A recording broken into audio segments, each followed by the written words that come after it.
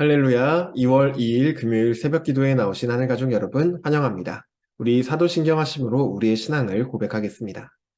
전능하사 천지를 만드신 하나님 아버지를 내가 믿사오며 그 외아들 우리 주 예수 그리스도를 믿사오니 이는 성령으로 잉태하사 동정녀 마리아에게 나시고 본디오 빌라도에게 고난을 받으사 십자가에 못 박혀 죽으시고 장사한 지 사흘 만에 죽은 자 가운데서 다시 살아나시며 하늘에 오르사 전능하신 하나님 우편에 앉아 계시다가 저리로서 산자와 죽은 자를 심판하러 오시리라. 성령을 믿사오며 거룩한 공회와 성도가 서로 교통하는 것과 죄를 사하여 주시는 것과 몸이 다시 사는 것과 영원히 사는 것을 믿사옵나이다. 아멘. 우리 찬송가 79장 주 하나님 지으신 모든 세계 찬양 드리겠습니다. 찬송가 79장 주 하나님 지으신 모든 세계 함께 찬양 드리겠습니다. 찬송가 79장입니다. 주 하나님 지으신 모든 세계 내 마음 속에 그리어 볼 때 하늘의 별 울려 퍼지는 뇌성 주님의 권능 우주에 찬네 주님의 높고 위대하심을 내 영혼이 찬양하네. 주님의 높고 위대하심을 내 영혼이 찬양하네.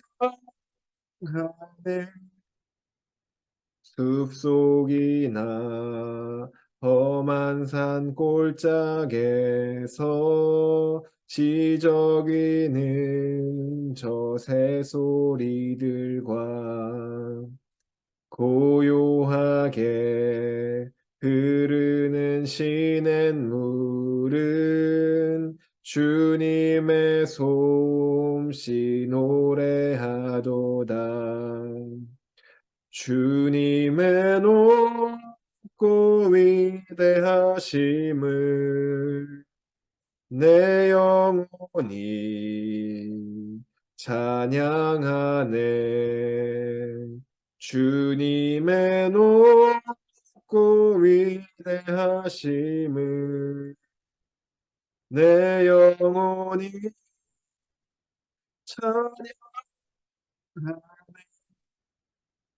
주 하나님 독생자 아낌없이 우리를 위해 보내주셨네. 십자가에 피 흘려 죽으신 주, 내 모든 죄를 대속하셨네. 주님의 높고 위대하심을 내 영혼이 찬양하네. 주님의 높고 위대하심을 내 영혼이 찬양하네.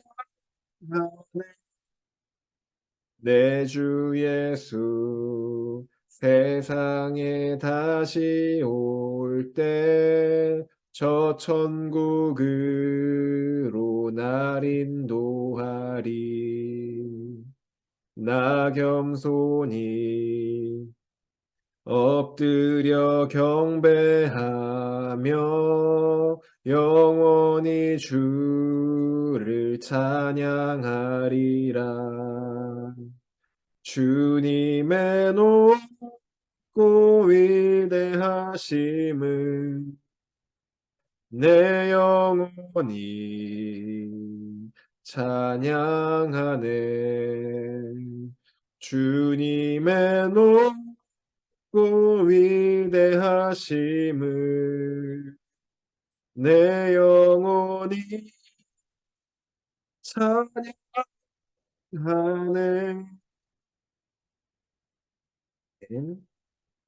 오늘 우리에게 주신 하나님 말씀 신명기 17장 14절에서 20절까지 말씀입니다. 오늘 아침 우리에게 주신 하나님 말씀 신명기 17장 14절에서 20절까지 말씀입니다. 제가 가지고 있는 성경 구약 성경 289쪽에 있습니다. 신명기 17장 14절에서 20절까지 말씀입니다. 다 찾으신 줄로 알고 오늘 아침 우리에게 주신 하나님 말씀 합독하도록 하겠습니다. 14절입니다. 내가 내 하나님 여호와께서 내게 주시는 땅에 이르러 그 땅을 차지하고 거주할 때에 만일 우리도 우리 주위의 모든 민족들 같이 우리 위에 왕을 세워야겠다는 생각이 나거든 반드시 내 하나님 여호와께서 택하신 자를 내 위에 왕으로 세울 것이며 내 위에 왕을 세우려면 내 형제 중에서 한 사람을 할 것이요 내 형제 아닌 타국인을 내 위에 세우지 말 것이며 그는 병마를 많이 두지 말 것이요 병마를 많이 얻으려고 그 백성을 애굽으로 돌아가게 하지 말 것이니 이는 여호와께서 너희에게 이르시기를 너희가 이후에는 그 길로 다시 돌아가지 말 것이라 하셨음이며 그에게 아내를 많이 두어 그의 마음이 미혹되게 하지 말 것이며 자기를 위하여 은금을 많이 쌓지 말 것이니라. 그가 왕위에 오르거든 이 율법서의 등사본을 레위 사람 제사장 앞에서 책에 기록하여 평생에 자기 옆에 두고 읽어 그의 하나님 여호와 경외하기를 배우며 이 율법의 모든 말과 이 규례를 지켜 행할 것이라. 그리하면 그의 마음이 그의 형제 위에 교만하지 아니하고 이 명령에서 떠나 좌로나 우로나 치우치지 아니하리니 이스라엘 중에서 그와 그의 자손이 왕 위에 있는 날이 장구하리라. 아멘. 기도드리겠습니다. 사랑의 하나님, 감사합니다. 하나님, 사랑합니다. 오늘도 주님을 향한 마음 가지고 주님을 예배합니다. 하나님, 주님을 예배하는 이 시간 우리를 만나주시고 또한 말씀을 통하여서 우리에게 말씀하여 주셔서 우리가 그 말씀 가운데 새 힘을 얻고 오늘도 주님의 기쁨 되는 하루가 될 수 있도록 주님 우리에게 말씀하여 주시옵소서. 또한 성령 하나님, 우리의 마음을 열어주시고 우리의 귀와 눈을 열어주셔서 우리를 향하신 하나님의 말씀을 듣고 깨닫게 하여 주시고 혹시나 우리의 마음에 완고한 부분들이 있다면 성령 하나님 우리의 마음을 돌과 같은 우리 마음을 부드러운 마음처럼 어루만져 주셔서 오직 주님을 향한 마음만이 우리 안에 자라고 가득 채워질 수 있도록 인도하여 주시옵소서. 오늘도 하나님만을 바라보며 주님께만 우리의 소망을 두고 나아갑니다. 주님을 예배하는 이 시간 주님 홀로 영광 받아 주시옵소서. 감사드리며 예수님의 이름으로 기도드립니다. 아멘. 할렐루야. 오늘 우리 함께 읽은 신명기 17장 14절에서 20절까지 말씀으로 하나님 말씀 함께 나누고자 합니다. 네, 오늘 우리가 함께 읽은 이 본문은 이스라엘이 가나안 땅에 들어갔을 때 새롭게 세워질 왕정 제도에 대한 말씀입니다. 14절을 보시면 내가 내 하나님 여호와께서 내게 주시는 땅에 이르러 그 땅을 차지하고 거주할 때 만일 우리도 우리 주위의 모든 민족들 같이 우리 위에 왕을 세워야겠다는 생각이 나거든 이라고 시작을 합니다. 지금 이 본문 신명기의 말씀이 선포되고 있던 시점에서 이스라엘 주변에 있는 나라들은 모두 왕정 정치 제도를 가지고 있었습니다. 애굽은 바로 왕, 또 아모리 왕 시온이 있었고 바산에는 바산 왕 옥이 있었습니다. 모두 왕이 나라를 다스리는 그런 왕정 정치 제도를 취하고 있었던 것이죠. 반면에 이스라엘은 이러한 왕정 정치 제도가 아니라 신정 정치 제도였습니다. 이스라엘은 하나님과 시내산에서 언약을 맺음으로 하나님은 이스라엘의 하나님이 되어주시고 이스라엘은 하나님의 백성이 되었습니다.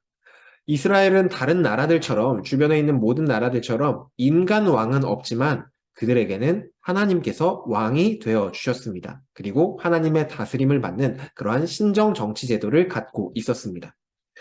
그런데 이스라엘이 가나안 땅에 들어가서 그 땅에서 살 때 우리들이 생각하기로 우리도 우리 주변의 모든 나라들처럼 우리 위에 왕을 세워야겠다라는 생각이 든다면 이 제도를 따라서 지금 하나님께서 말씀하시는 이 제도를 따라서 하나님께서 정하신 제도로 왕을 세워야 한다고 말하고 있는 것입니다. 여기서 우리가 한 가지 알 수 있는 것은 이스라엘에게는 이 왕정 제도라는 게 필수적인 제도가 아니라 조건적인 제도라는 것입니다. 만약 이스라엘이 가나안 땅에 들어가서도 주변 나라들처럼 우리 위에 왕을 세워야겠다라는 생각이 들지 않고 우리는 지금처럼 하나님만으로도 충분하다라는 생각이 든다면 이 왕정 제도를 선택하지 않아도 된다는 것이죠. 하지만 만약 주변 나라들처럼 왕을 필요로 한다면 반드시 이렇게 세워야 한다라고 오늘 본문이 알려주고 있는 것입니다.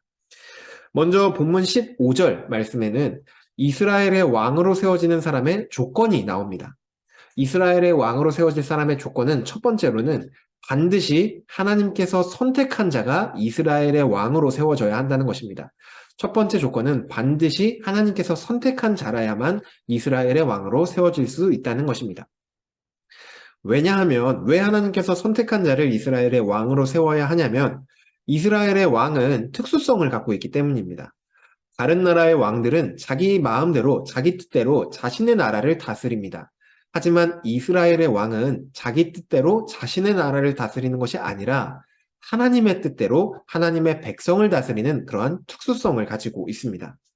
왜냐하면 이스라엘에 인간 왕이 세워지건 세워지지 않건 이스라엘의 진정한 왕은 하나님 한 분뿐이시기 때문입니다. 이스라엘에 세워지는 인간 왕은 이스라엘의 진짜 왕이 아니라 하나님의 대리 통치자 개념으로 생각하시면 됩니다. 그렇기 때문에 이스라엘의 왕은 반드시 하나님께서 선택한 자가 되어야 한다는 것이죠. 두 번째 조건은 반드시 이스라엘 사람 중에서 왕을 세워야 한다는 것입니다. 반드시 이스라엘 혈통에서 왕을 세워야 한다는 것이죠. 이스라엘에 세워질 왕은 외국인은 될 수 없고 오직 이스라엘 사람만이 될 수 있었습니다. 그 이유는 앞서 말씀드린 대로 이스라엘의 왕은 하나님의 뜻대로 이스라엘을 통치하는 대리 통치자이기 때문입니다. 이스라엘 사람들은 출애굽에서부터 여호와 신앙을 가진 사람들입니다. 하지만 이방 사람들은 이러한 정통성이 없고 하나님에 대한 경험이 없기 때문에 쉽게 하나님을 거부하고 하나님의 뜻을 거절할 수 있습니다. 그래서 이스라엘의 왕은 반드시 여호와 신앙을 가진 이스라엘 사람이어야 한다는 것입니다. 이처럼 두 가지 조건에 맞는 사람이 이스라엘의 왕으로 세워졌을 때 세워진 왕이 하지 말아야 할 것과 또 해야 될 것이 이렇게 두 가지가 나옵니다. 먼저 16절부터 17절을 보시면 이스라엘의 왕으로 세워진 사람이 하지 말아야 할 것들에 대해서 먼저 나옵니다. 16절 말씀 보시면 첫 번째로 하지 말아야 할 것은 이스라엘의 왕은 많은 병마를 두면 안 됐습니다. 병마를 많이 두는 것이 불가했습니다. 병마라는 것은 당시에 군사력의 상징이었습니다. 오늘날로 치면 마치 탱크와도 같은 것이죠. 당시에는 이 병마를 얼마나 많이 가지고 있고 또 어떻게 활용하느냐에 따라서 전쟁의 승패가 갈렸습니다. 그래서 병마를 많이 가지게 되면 이 전쟁에서 하나님을 의지하기보다는 나의 군사력을 의지하게 만들 수 있습니다. 그래서 역대상 18장 말씀을 보시면 다윗이 병거 1000대를 빼앗은 뒤에 100대의 말만을 남겨두고 나머지 말들의 다리의 힘줄을 다 잘라버린 것이 그래서 나오는 것입니다. 하나님을 의지하는 마음이 병거 때문에 흔들리지 않기 위해 나는 하나님만을 의지하겠습니다 라는 다윗의 신앙 고백으로 다윗의 말들의 힘줄을 자른 것이죠. 당시 전쟁의 승패가 병마에 달려 있었다면 병마를 많이 가지지 않으면 이스라엘은 전쟁에서 위험한 거 아닌가라는 생각이 들 수도 있습니다. 또 이러한 불안감 때문에 이스라엘의 왕으로 세워진 자가 병마를 많이 둘 수도 있죠. 하지만 이런 생각이 들 때 이스라엘 왕이 꼭 기억해야 될 것은 무엇이냐면 이스라엘이 마병을 많이 두지 않아도 전쟁을 걱정할 필요가 없다는 것입니다. 왜냐하면 이스라엘을 지금 책임지고 이 전쟁에서 승리로 이끌어야 될 것은 인간 왕 자신이 아니라 이스라엘의 진정한 왕이신 하나님이시기 때문입니다. 하나님께서 전쟁을 주관하시고 하나님께서 이스라엘에게 승리를 가져다 줄 것입니다. 그렇기 때문에 이스라엘 왕은 많은 병마를 의지할 필요 없고 오직 하나님만을 바라보면 되는 것이죠. 병마를 많이 두지 말라는 이 명령은 우리에게 적용해 보았을 때는 하나님보다 더 의지할 것을 만들지 않는 것으로 적용해 볼 수 있겠습니다. 둘째로 이스라엘 왕은 하지 말아야 할 것은 왕은 많은 아내를 두면 되지 않았습니다. 이스라엘의 왕은 아내를 많이 두면 안 됐습니다. 당시 주변 나라에서 왕들은 수많은 아내들을 두었습니다. 정치적인 외교를 위해서 정략 결혼을 하기도 하고 왕이 여러 아내를 두는 것은 당시에 너무나도 흔하고 당연한 문화였습니다. 하지만 이스라엘의 왕은 아내를 많이 두면 안 된다고 하나님은 분명히 말씀하십니다. 그 이유가 나와 있는데 그것은 그 아내가 왕의 마음을 미혹할 수 있기 때문입니다.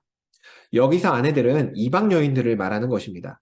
실제로 이런 일이 솔로몬에게 일어나는 것을 우리는 잘 알고 있습니다. 하나님을 사랑했고 하나님께 지혜를 받았던 그 솔로몬이 그 총명함을 잃어버리게 된 것은 수많은 아내를 두어 그 아내들이 솔로몬의 마음을 하나님에게서부터 멀어지게 만들었기 때문입니다.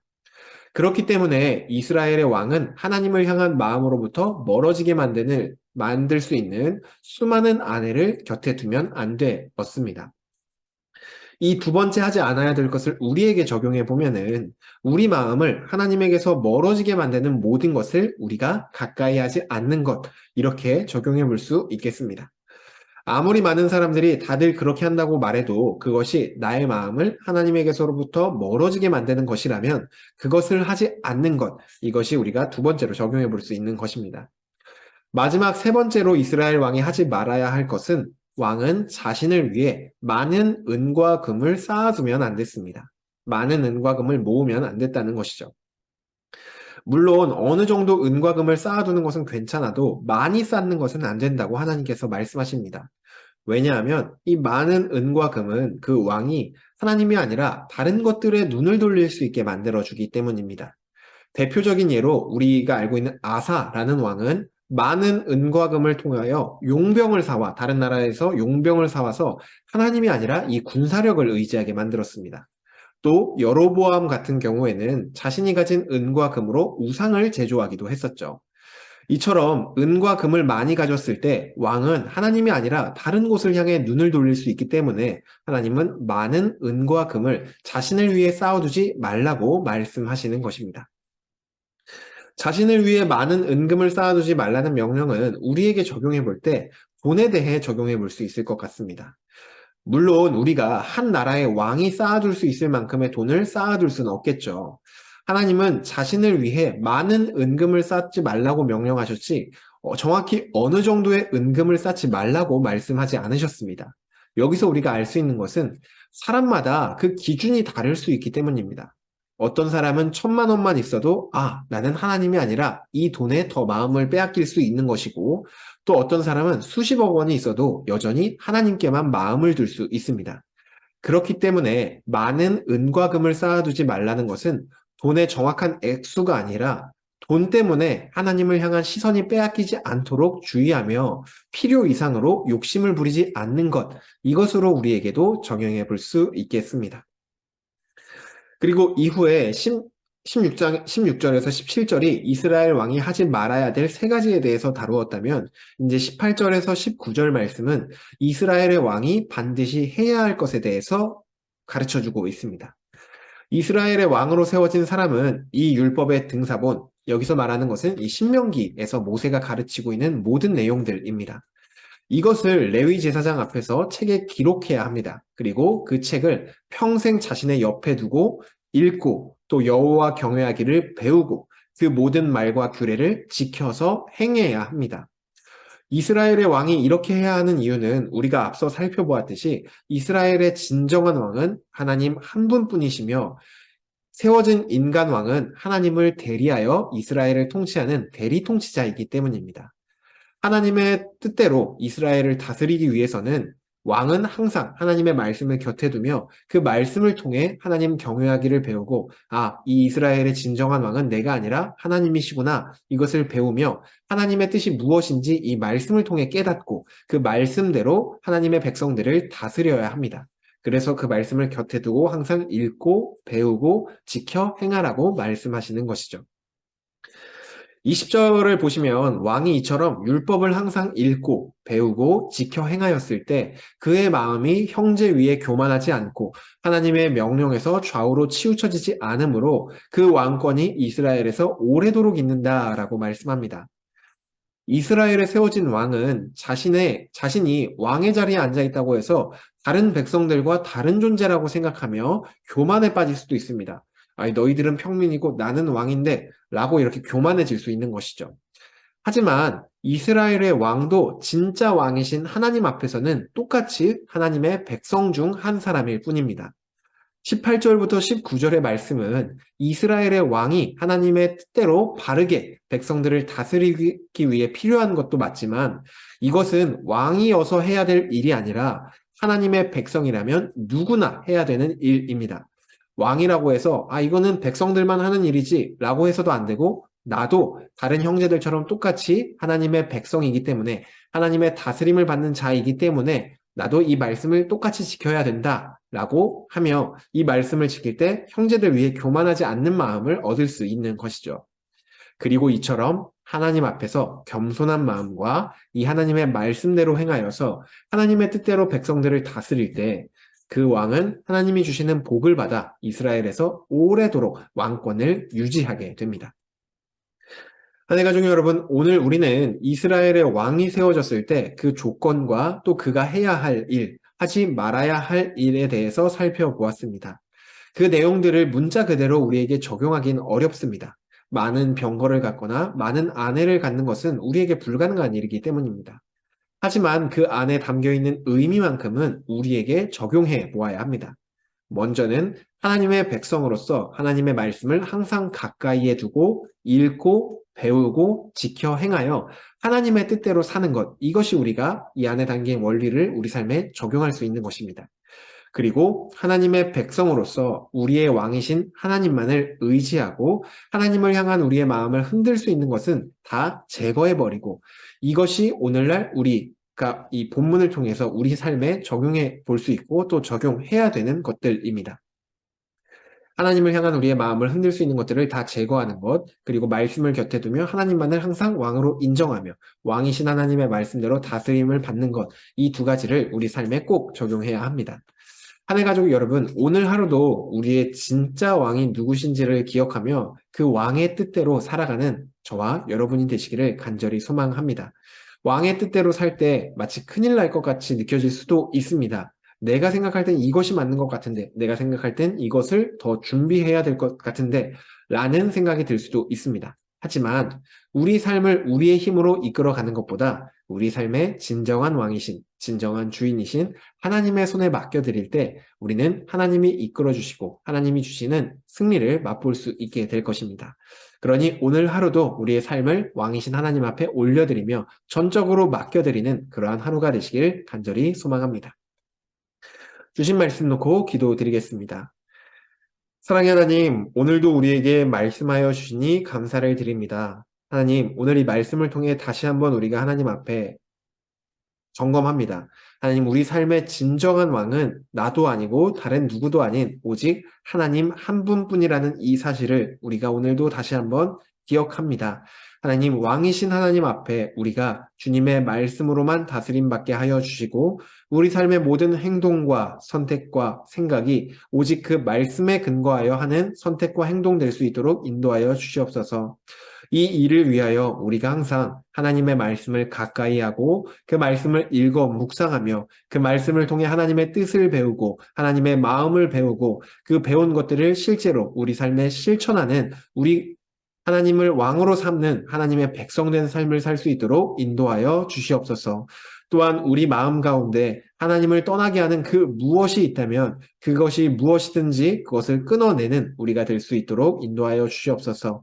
그리하여서 오늘도 내일도 앞으로 모든 평생을 하나님만을 예배하는 하나님의 순결한 백성 될 수 있도록 우리 삶을 인도하여 주시옵소서.